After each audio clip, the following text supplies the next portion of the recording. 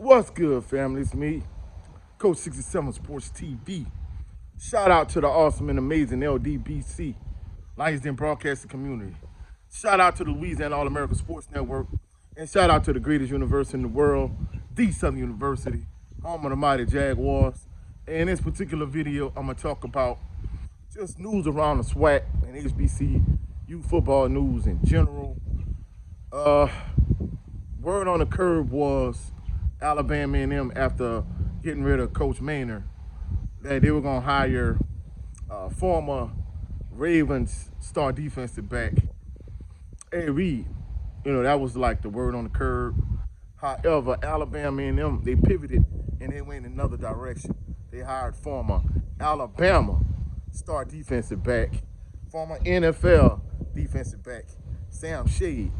Now, with this particular news, Alabama and them, they caught a lot of people off guard. And, time will tell if it was a good hire by Alabama and them or not. But a lot of people have been talking about the celebrity head coaches. And to me, I don't know if celebrity head coaches is like the right or accurate term. But basically, guys that play in the NFL who had zero head coaching experience on a college level, they come to HBCU round and become head football coaches. And me personally, I'm gonna just kind of keep it a buck. Of course, we all know it started with Coach Prime. At one point, before hiring Eric Dooley, from what I heard and what I understood, Southern University had interest in hiring. At one point, they had interest in hiring former St. Louis Rams and former Indianapolis Colts running back Marshall Faulk.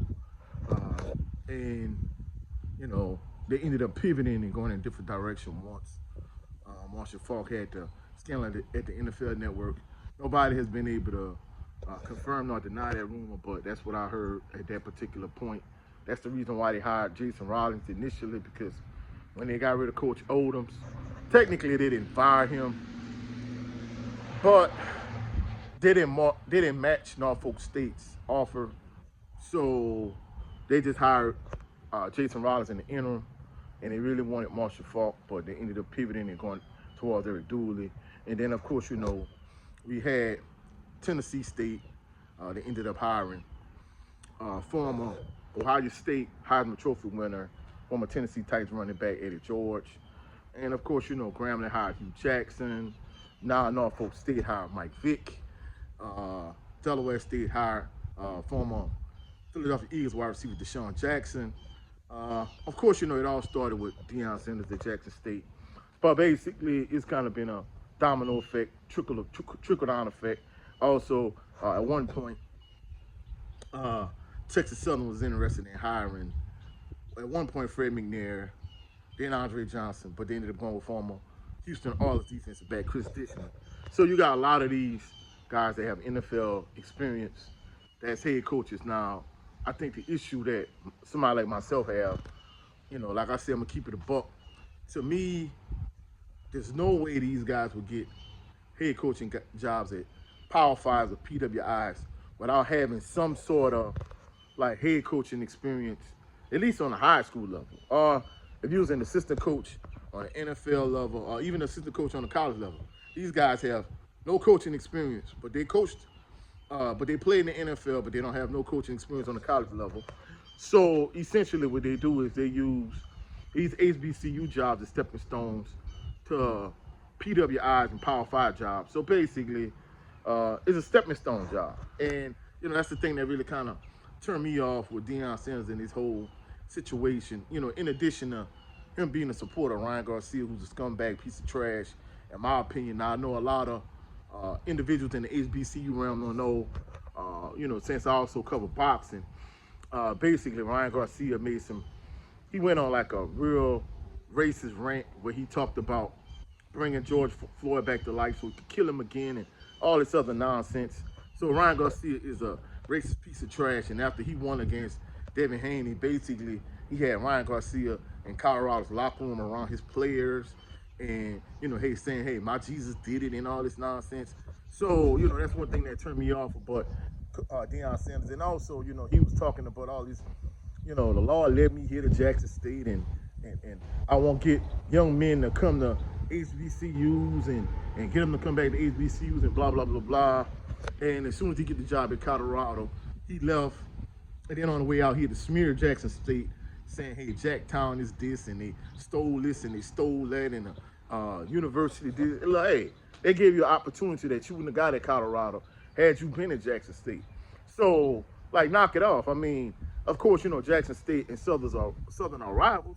However, the SWAC is like family. Like, hey, we can talk about them, but you better shut the F up, because guess what? If you talk about them, we got a problem. So that's the issue I had with Deion Sanders, and that's the issue I have with these quote-unquote celebrity coaches that they use these HBCU jobs as stepping stone jobs to Power 5 jobs or PWI jobs, whatever the case may be.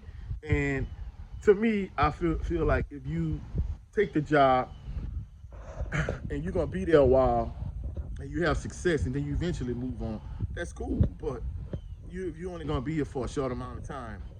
To me, I mean, I don't even know if the juice is worth the squeeze, in my personal opinion.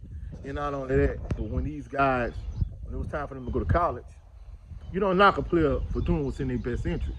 But you wasn't interested in the HBCU when you were going to college. So when it's time for you to get a coaching job, why use the HBCU job as a stepping stone to a PWI or Power 5 job? I mean, that's just my personal opinion.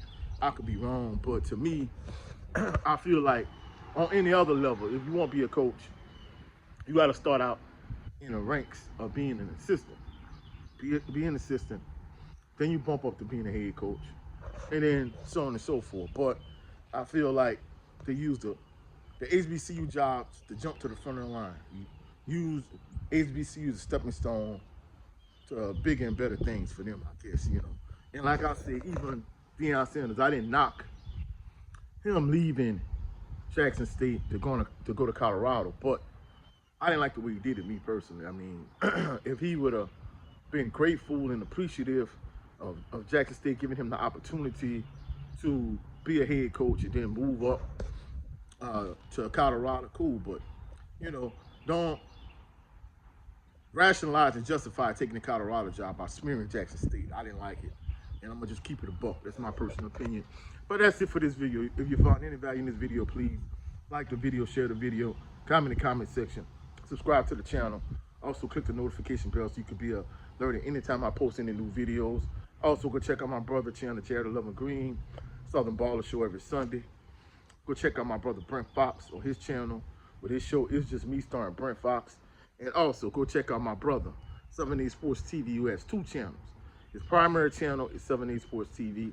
His backup channel is the No 304 Show. He had a show last night with the brother, Blue Ray Fitness. They talked about some grown man conversation last night. So go check them out. All of these channels are pinned in the community section of my posts. I'll catch y'all on the rebound. Happy holidays to everyone. Happy New Year. Hopefully y'all blessed. I'll catch y'all on the rebound. Y'all have a blessed and phenomenal day. Peace and blessings.